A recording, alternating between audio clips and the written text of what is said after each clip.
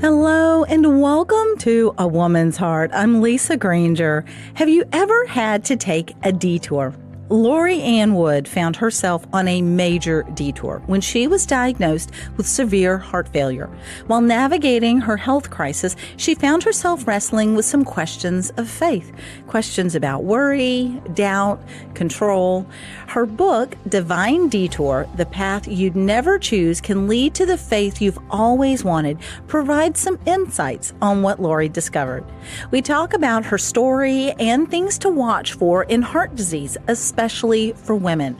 I believe some of the signs that she shared could make a huge difference in someone's life. So could you please share with a friend? It's really easy. You can tell them, text them, email them, in any way you want to. But without any further ado, here's our conversation with Lori Ann. Welcome to A Woman's Heart. Today we are very blessed to have with us Lori Ann Wood. And thanks so much for joining us today, Lori. Oh, thanks for having me. I'm so excited to talk about this with you. Good. Well, I am looking forward to it as well. And I am looking forward to getting to know you a little and having the audience get to know you. So tell us about yourself and something fun that isn't normally in your bio. I live in Bentonville, Arkansas, which most people know best for being the headquarters of Walmart. But okay. It's a beautiful, it's more than that. It's a beautiful little corner of the state with a lot of forests and hills and lakes. And so it's beautiful. But we've lived here about 32 years and I have 3 grown children who unfortunately, I have not convinced that Northwest Arkansas is the best place to live. I'm working on them. Okay. But you keep doing that. You keep working on it. They're scattered. I recently became a grandma, and Yay, that's a fun time. Yeah, it's everything everyone says times 10. So believe it when you hear it.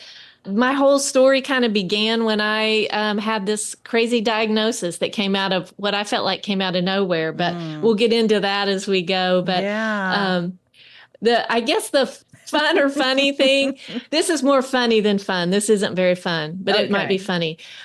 So I am a very unlikely writer. I am actually a CPA and I have a master's degree in tax. Okay. That doesn't necessarily lend itself to writing. And it's not very fun. So it's just like 2 halves of my brain. But I felt like there was always this other half of my brain that was like, I'm in here. Mm-hmm. Pay attention. So in a way, this diagnosis has helped me kind of tap into that. And we can get into more of that as we go. But that would be my funny fact. Okay. Well, it is interesting that you say that because my father-in-law was a CPA, brilliant in taxes. I never understood his desire and his love of doing taxes. That was just very foreign to me. But he also liked to write articles. He wrote a book, but it's not a traditional book. But he would like to write articles and opinion pieces for the newspaper. So maybe there's more to that, CPA, tax, math, and writing thing together. Yeah. Who knows? But you mentioned that your story, certainly with your book that just came out, Divine Detour, that story just started fairly recently. You just kind of has this normal everyday life, and then all of a sudden this came about, and it really threw you for a loop. That's why it's called a detour. So tell us about that. This kind of started because I've always been what I thought was a really healthy person. I've always had low blood pressure and low cholesterol, and I hadn't even really been in the hospital other than to have a baby. And hadn't, I didn't have any prescription medication experience other than, like an antibiotic every once in a while. So I was just on this road of I'm taking care of myself. I'm doing all the right things. I'm a healthy person, had, good family history and all of that. And I even had a medical evaluation for a life insurance policy. And they said, because your numbers are so great, you have less than 3% chance of ever developing heart disease in your lifetime. Okay. Which at that time I didn't realize was the number one killer, but I'm like, of course, I'm not going to develop heart disease. I'm healthy.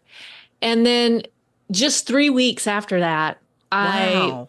I wasn't feeling great. I was just like, it was Thanksgiving week and I had kids at home and I had some in college coming back and I'm trying to do all those mom things. And Yeah. I'm like, I'm not 100% and I want to be 100% for this Thanksgiving week. It's a big deal. So I was just feeling really fatigued was the main thing that I was noticing. So I went to convenient care a couple of times that week. Didn't really get any answers because it was convenient care, to be fair. Yeah. And after Thanksgiving, well, I spent Thanksgiving in bed. I had kind of deteriorated throughout the week to where I was just Mm. like laying in bed. I wasn't in pain or anything. It was just like, I can't get up. And I could hear people, they were having the dinner and talking and laughing. I could hear all that going on. And I just missed it. So the next day, my husband was like, this is not like you. We're going to go see our family Yeah. doctor. So he got on the phone early that morning and got us in. And I was thinking I had maybe the flu or, worst case, maybe I had pneumonia. I didn't know what that was like. Mm-hmm. And he listened to my heart with a stethoscope and he said, if we're lucky, it's pneumonia. And Ooh. I thought this is not good. And he took a chest x-ray and he found an extremely enlarged heart. Um, Wow. so he immediately put me in ICU and I spent 2 weeks there. And it was just it was kind of like tumbling through this sequence of events that were so unexpected and Mm-hmm. unlikely. I mentioned I had no risk factors. I also had no family history of heart disease of any kind. Wow. So it came out of nowhere. But when they told me in the hospital that my heart was functioning at just 6%, it started to kind of sink in that this is kind of maybe is more serious than I'm giving it Yeah, credit for. that's very serious. Yeah. So they were not hopeful for me in the hospital. I was in kidney failure as well as heart failure. I did end up leaving the hospital, obviously. And when they flew me to Cleveland Clinic, which is the premier heart hospital in the US, and I became my doctor's most critical patient there for a year and a half. And she's the medical director of transplant at Cleveland Clinic. And she told me recently, she didn't tell me then, Of would course have not. scared me to death. That But was she probably said, smart on her part. oh, she's done a few things. Yeah, she's pretty smart. But she told me that my heart was the largest heart she'd ever seen. Oh my gosh. I was wearing a life vest at the time, which is an external defibrillator vest, taking a high power medication. And then eventually I got an internal device, and I'm actually on my second internal device. But for the longest time, 16 months, I went with absolutely no improvement. I was just kind of Mm. hanging on by my fingernails. And people were praying for me around the clock. I had prayer chains and care packages and cards and texts and all the things were happening. And I was so surrounded by prayer support and just the best medical care that I could have. And I wasn't getting anywhere. And honestly, that's where this book started because my faith Mm-hmm. really started to kind of hit a wall at that point. Yeah. I've known about God all my life. I grew up in a Christian home, and my mother was just an extremely strong faith force in my life. And I just felt disconnected from God, and I felt guilty about it. And I Yeah. felt like I kind of dropped the ball somewhere. And so that's where kind of the book began. Now, health wise, since then, I had at one point reached almost 50% on they call it ejection fraction, which is how much your Okay. heart can pump. So I had reached almost 50%. But since then, I think it was about 3 or 4 years ago, I started going back down and I'm I've been at about 20% for the last year or so. Okay. Um, but heart failure is this chronic progressive disease, which means once your heart's damaged, the muscle doesn't repair itself. And so they prop you up on medication and devices and lifestyle changes, but you don't regrow new heart tissue at this point. They're working on that, but right Yeah. now, that's where we are. And so heart failure really only goes in one direction, and you can take blips up and down, but generally it's just a decline. And so me to be holding steady is a win. And Mm-hmm. I really surprised all the medical. It was a shock that I got it in the first place because they still are unsure what caused my heart failure, but they're equally as surprised that I'm as high functioning as I am at 20%. So Wow. medically, I can't complain about where I'm at and the care I've had and all of that. And the book that you mentioned that I wrote obviously it was inspired Yes. by and born of all of that, but it's really, and I have some of the medical sprinkled throughout there, Mm-hmm. but it's really more about the faith journey that I went on during that time. Yeah, and you did. You talked a lot about how that really kind of shook up your faith because I think like most people, I won't lump everyone in there, but like most people, you think, okay, well, I'm Christian, I've got all these people praying. You're praying for healing, and then it doesn't necessarily look like what you think it will look like. You didn't get a miracle. Your heart didn't all of a sudden go back to functioning at normal. And so you start going, okay, wait a minute, am I not praying right? Am I not praying enough? What's the point? Because I'm just really uncomfortable and I don't see the good coming out of this. Those verses that we cling to or we pull out and kind of like the mug a friend of mine has that says, I can do all things through Christ, and a scripture taken out of context. So That's a good one. we I need that take, one. yes, we can do all things through a scripture taken out of context. Um, and there's so much truth to that. But when you're in the middle of it, you kind of go, okay, God, where are you? And I don't get this. And you really did struggle with that. I like where you talked about embracing the uncertainties, or to take hold of your Mhm. uncertainties. And that seemed to be somewhat of the theme of this book, of that wrestling with some of these questions that we have when things aren't going so great and they're not going the way we want them to. So talk about some of those questions that we have, and some of the, I guess, some of the insights, not necessarily the answers, but I will say the insights that you've learned along the way with that.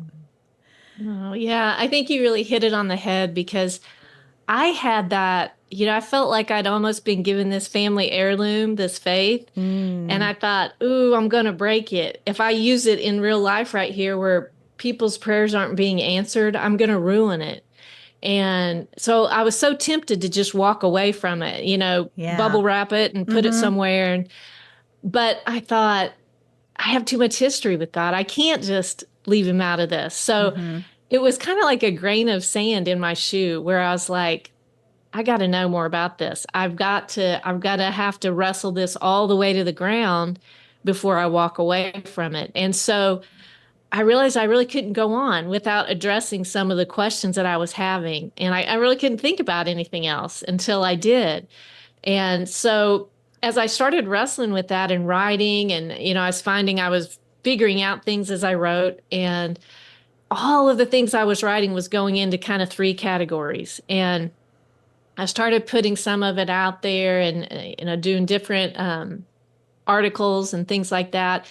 And I'd have people say, I don't have heart failure and I don't really have any health related situation at all, but I know what you're talking about. I'm wrestling with the same things. Yeah. Well, they may not have they may not have a physical heart issue. Exactly. And I was calling those detours, like you said. I was on this health detour, but they were on maybe a family or a financial or some other sort of detour, and they were wrestling with them. And the kind of the God moment was when I just spent some time wrestling with that, probably a couple of months, and I realized that those are the same three basic questions that Jesus wrestled with when he was detoured into the desert. Mm. And I thought, it's no coincidence that I'm wrestling with them, other people are, Jesus did. And so the book took shape in the form of those three questions. I think most of the time when we talk about Jesus being in the desert, we call those temptations, Yeah. and which they were, but any temptation is really just an internal question that you ask yourself. You're Okay. saying, is this worth it? What if I did? What happens if I don't?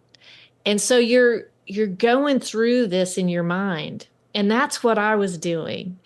And the three questions that, when you boil it down and you think about what happened to Jesus in the desert, the first question came about when Satan told him to turn the stones into bread, right? And Mm-hmm. there's a couple of different accounts, but I was using the one in Matthew. And he was wrestling with, is this life all there is? Very human part of Jesus was saying, if this life is all there is, then I should eat that bread. I should turn those stones into bread and satisfy my hunger, because that's the most important thing right now. Mm-hmm. I don't need to look past right now. Yeah. And I called that a question of worry because, we wonder about things like loss and uncertainty and fear and regret. Yeah. Do I need to put my focus on this life? So that was the first, and the book is essays. So the first set of essays, and I love how you said there's really not, spoiler alert, there's really not answers in the book. No. It's permission to ask questions, because Yes. I think that's what we need, is just say it's Mm-hmm. okay to have a question. It's okay to wrestle with things. Yeah. And so that's what that first section is a question of worry. Yeah. Well, and I love how one person said, even just saying that a God help me prayer, you are acknowledging that he's a higher power. Even in that desperation and the questioning, where are you, God? Why are you doing this, God? The fact that you are crying out to him, even if you're angry, there's a recognition of him being able to possibly change it and make an effect on something that we humans know that we cannot. So there's still a recognition of his sovereignty and his amazing power, even in those desperate prayers. So yes, it's so true. And I think sometimes especially if we've been Christians for a long time, we think, oh, I can't call that into question. I can't bring up a doubt. Mm-hmm. But it's all over scripture. It's all through the Psalms of Lament. It's in Lamentations, Job, in the New Testament. There's so much of God allowing people to ask questions because he already knows. He already knows what Yeah. we're thinking. Yeah, So, he does. Not like he's shocked. Oh my gosh, is that what you were thinking? yeah. Yeah. So he's really not very shocked. So you have your first question, the question of worry, and is this life all there is? And what's the next question? Yeah, the next question was, if you remember in Matthew, Satan said, throw yourself down and the angels are going to catch you and protect you and you're not going to get hurt and you're special. God's going to keep you from even stubbing your toe on a rock. And, I think we translate that into, I'm a Christian. I do all the right things. And so I should be protected. I should have this bubble around Mm-hmm. me. And so I Yeah. don't get banged up Yeah. So against the nothing hard bad's going to edges. happen to me or my family or my loved ones. Yes, yes. And I got to be this old and was still thinking that. And so I had to wrestle with and I called it the question of doubt. And that is God always good? Mm-hmm. Because some of the stuff we experience as his followers doesn't feel good No. and we can't explain it. Mm-hmm. So I had to really wrestle with that one. And I think that, if you Googled faith questions or asked AI, what's the top faith Yeah. questions, you're going to see, is God always good on every list? Because Yeah. everybody's like, how is this happening? And God is good. And so I knew I had to include that. And I felt like that was one that a lot of people could relate to. Oh yeah, I wrestled with this. This is terrible. This is horrible. This is tragic, and I see some of the things that other people have gone through, and it's like, God, if you're a good God, how do you allow this? How is it that you can let these things happen? These are horrible, and so yeah. I've wrestled with that question myself, and I imagine a lot of other people have wrestled with that as well. Yes, yeah. And just if there's anyone listening and they're like, yeah, but I'll just tell you a little snippet of one of the things I've learned about wrestling with that question is that, you can search through scripture as much as you want, but God never promised that his followers wouldn't experience the worst that the world has to offer. Yeah, you pretty In much fact, guaranteed we would. yes, and we see in evidence of their lives that they did. And Jesus said we would. So the thing that's the promise is that we don't have to do it alone. That's the nugget. If you're a Christian, you're going to go through the same things as everyone else, but you're not going to do it alone, and you're not going to do it in vain. So so if anyone's listening and they're like, but I'm right there and I need to know, that's just a nugget of something to hang on to if that's a question that's really bothering you right now. Yeah. Well, and I remember talking to a friend of mine and saying, even if let's do the what if. What if God isn't really real? What if this has been a huge hoax or whatever? At least I have peace and a joy, and I've helped other people along the way. And where is the harm in that? So even if you do go there, if my life is richer and fuller and happier, and I am blessing other people because of that, then I'm okay with that. Yeah. I'm fine with that. Yeah, and I think a lot of people want faith to be this certain thing, like I've proved it down to the minute detail that it's true. And that's just not what faith is, because then it would be so transactional. Of course, everybody, like, Yeah. ching, I'll take that. It's 100% guaranteed. But God wanted our heart. He wanted our devotion. He didn't just want our obedience. So to get our heart, he knew that we needed to love him, and love isn't transactional. So Yeah. it's hard to get there, but that's kind of where we need to be. Yeah, yeah, it is, and every now and again I have been like, God, really, could we have a couple more miracles? Could you really make it really, really clear? And every time I do that, I just have this vision of the Israelites in the desert. And he's like, how much more obvious could I have gotten? There was the pillar of fire, the pillar of smoke, and, moving into like the parting of the Red Sea, all of those things. He's like, the manna, how much more obvious could you get? And yet 40 days and Moses is gone and they're building a golden calf. And I'm like, okay, point taken. Even if we did have it right smack dab in front of us, we'd still start questioning at times. Yeah. So, okay, I guess that's why. It's so true. That wouldn't be the biggest help after all. So we've talked about the first two questions. What's the third question that you go over? The third question in the book, the third set of essays, is what I call a question of control. And all of them, all three questions are hard for me, but this one was the toughest one for me to wrestle. I was going to say, you're going to really step on toes with that one. I know some control freaks. Yeah, this one is where the rubber meets the road, I think. Yes. And maybe that's why it's at the end of the book. But, in the account in Matthew, Satan tells Jesus to bow down, and everything that you bow down to me, and everything that you see can be yours. And, Jesus had to be at some point thinking, I know what God's plan is, but I wonder if that's enough for me. I wonder if I could also have this and this and this or this instead of that. And we do that. We can be right in the middle of something God has for us, and it's the best because God only provides the best, and he has all the unknowns in his hand. And we still are like, but I don't know, maybe this Yeah, is but better, I or like maybe what they have.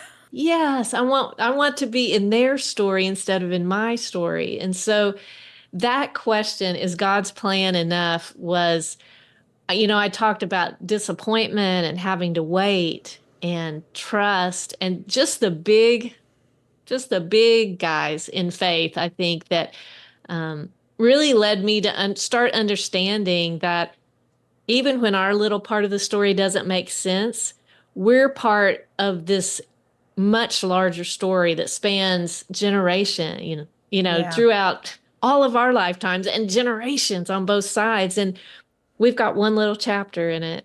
Yeah. And we just need to be faithful in that. And sometimes that one little chapter, it'd be like reading one chapter out of a giant novel and saying, I get the whole storyline because I read that one chapter.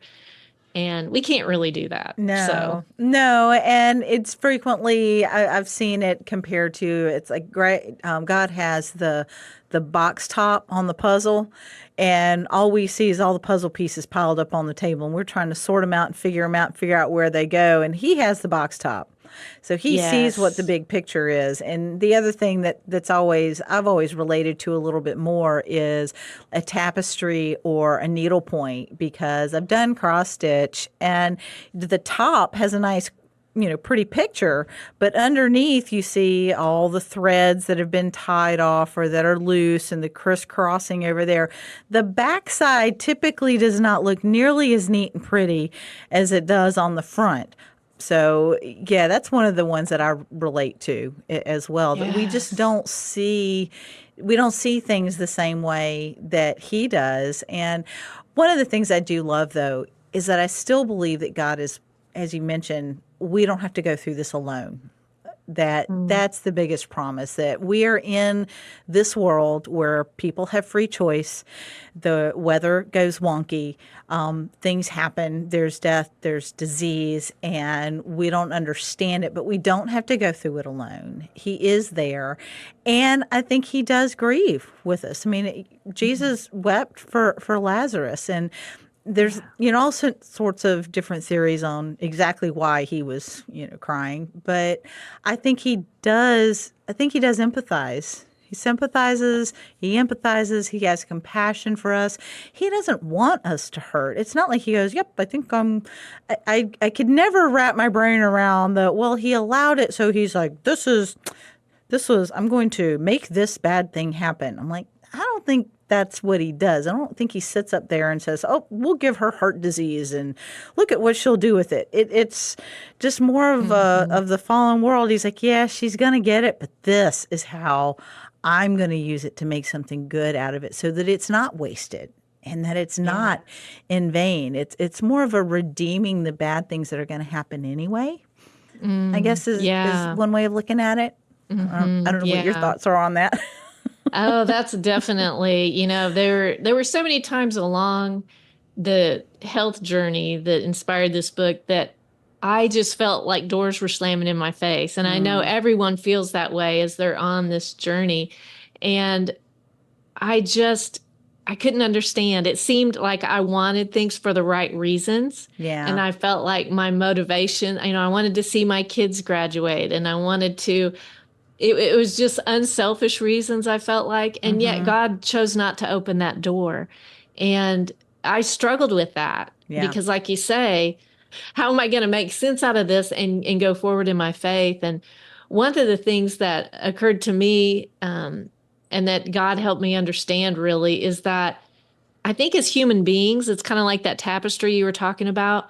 We're not ready to understand those closed doors. We're not ready to understand why God Mm-hmm. ties off those threads on the bottom of our tapestry.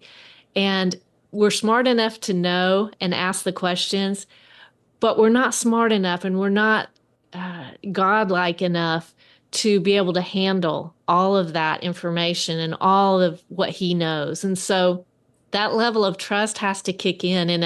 And we know it, those of us that are parents, we know that we we have to say no sometimes when Mm-hmm. we do not want to. We know it's going to hurt them. We know it's going to be disappointing, but we know a little bit more than they do. And Yeah. And God's so much higher than that. So Mm-hmm. that gives me a little bit of comfort. Yeah, yeah, it does. Well, I'm curious, do you have what are some practical things that you so that we can educate some people? You mentioned you had Mm, no risk factors. There was mm, nothing at all to indicate you, for lack of, I mean, you were a ticking time bomb and you had mhm. no clue. Even the doctors did a health evaluation and said, "Oh, you're perfectly healthy. You know, you're not, you were just tired." What are some things that we can look for so that I think at one point you mentioned you hadn't gone to your husband had noticed some things for a while, but you didn't want to be a hypochondriac. You didn't want to be whining. You didn't want to be this silly female, going to the doctor over every little thing. So we don't want I mean, we want to be mindful. So, what are some of those things that we should look out for that goes, oh, wait a minute, this is more than just being a little tired. Maybe this does need to get looked at. Mhm. I want to say that it snuck up on me, that heart failure came out of nowhere, but once I started learning more about what causes heart failure and what the symptoms are, I realized that I'd had symptoms for maybe 10 years that I Mm. just thought my husband runs marathons and my kids were in high school sports. And so I was like, I was always the one that was lagging behind on, trips to the Grand Canyon and all the things. So I Mm-hmm. knew I was out of shape and especially compared to them. And I gave myself that, midlife, oh, I really need to get myself back in gear. And so I missed a lot of the symptoms because so many of them seem so insignificant by themselves. Yeah. But when you put them all together, they're just like this ball of string that got huge on you. And I wasn't sharing them with my doctor because I didn't see them as anything to be worried about. So I had things like shortness of breath for a long time when I can remember getting ready for one of my kids' birthday parties. She was in second grade, and I was moving things around and getting things ready. And I thought, wow, I'm really out of shape. And there's a story in the book about me being at the Grand Canyon, and I almost didn't make it out. And I just thought, I can't believe that it's come to this with me. And the inclines killed me. So I had shortness of breath and just really hard time with stairs or any kind of incline. And it Hmm. got to a point where I just really had an inability to exercise because I thought I'm going to start. I was going to do it with my daughter who was in college, and we were going to do a couch to 5K together, together but not together. She was in college, I was here, and we were going to keep track. And I tried to run to the next house in our neighborhood, and I couldn't do it. Wow. And I quit. I just quit. I said, "This is embarrassing. I'm not doing it. It's not going Mm. to be my story." So I had I taught college. I talked about me being a CPA. I knew right away that I didn't like it, so I started teaching it, and I taught college accounting for about 25 years. But toward the end, I realized that my heart would beat really fast, and before I would get up to do a lecture, and I'd lectured for 15 years at that point, and I thought that's weird, but people talked about your heart beating out of your chest when you get ready to do public speaking. So I thought, well, that's what that is. That wasn't what that was. But No. I didn't think it was anything. I didn't think it was anything to really bring up because they were listening to my heart. They were doing, the regular exam things. And I thought if it's something huge, they'll They'll see catch it. it. Yeah. Yeah. And so you just have to, I think the lesson there is that just be aware that heart disease kills more people than all forms of cancer combined. Mm. And Yeah. I thought, and I used to think it was 100% preventable if I made all the right choices, and that's not necessarily true. So educate yourself on that, but also share with your doctor, even if you think it's nothing, and they'll make a note. And You can, even if it's embarrassing to do it we can do it virtually so easily. You can just say, hey, this is what I experienced today, just so you have it in my record. And you don't have to. I don't have to look you in. Yeah, you don't have to look them in the eye. Yeah, so do it. And then the third thing I think is listen to the people that love you and that know you best. Because my family had said, Mom, you need to go check this out. Something's not right. And I just said, I'm fine. It's me. You don't understand. You're in shape. I'm not. So listen to them because they see you in a way that you don't see yourself. Yeah. Yeah. Okay. Well, that is good advice, and hopefully someone will benefit greatly from that. Lori, I would love to ask you, what would you say, because you've had encouragement along this journey and you are now passionate about educating people and encouraging people, and whether they're wrestling or talking about heart disease and that, you've had encouragement along the way. What would you say to encourage someone else to pursue the passion that God has placed in their heart? I think the main thing that I've learned over the last years that I've had this is that I used to think that there was value in answers. I grew up that way. I think a lot of us did, that the value lies in your answer. And so a lot of times I didn't even entertain questions from my kids if I didn't already have the answer ready, because it was kind of scary. And I've come to learn that really the value is in the question. And whether that's with your faith or that's with your health or any type of situation that you're in, really lean into asking those questions, because that's what's going to lead you to a deeper faith, a deeper understanding of where you are with your health. And it gives you permission to not be perfect. It gives you a permission to be curious. And it just makes life so much easier, but it also opens that door, most importantly, to keep that relationship going with God, because otherwise you're slamming that bedroom door like a teenager and you're saying, I ain't talking to you.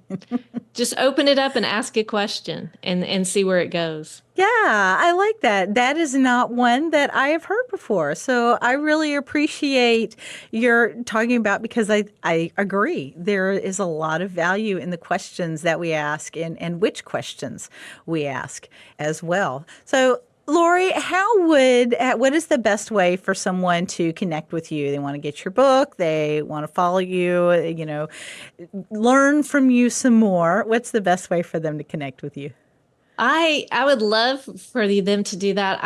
My website is loriannwood.com. And if you go to the books tab, you can learn all about the book. You can watch a trailer about the book, read the first chapter free. I am Lori Ann Wood on Instagram and Facebook, and there's a contact form on my website as well. There's a tab at the top if they would like to reach out by email. But especially I want to mention that since we talked about the heart failures warning signs, if you can get those addressed quickly, you have a better outcome. So if you go to loriannwood.com/heart, they can look at the heart failure warning signs I missed and why I missed them. And it's just a real quick little graphic that they can go through and check themselves. Yeah. Okay. Well, great. We will put that in the show notes and encourage people to check that out. Lori, thank you so much for taking the time to speak with us today. And thank you for sharing your story and everything else. I really appreciate it. It was great to be here, Lisa. Thank you. Thanks so much for joining me today on A Woman's Heart. I'm Lisa Granger. I pray that you were encouraged by this conversation with Lori Ann Wood. If there was anything that touched you or information about heart disease that you learned, could you please share with a friend? It could be vital.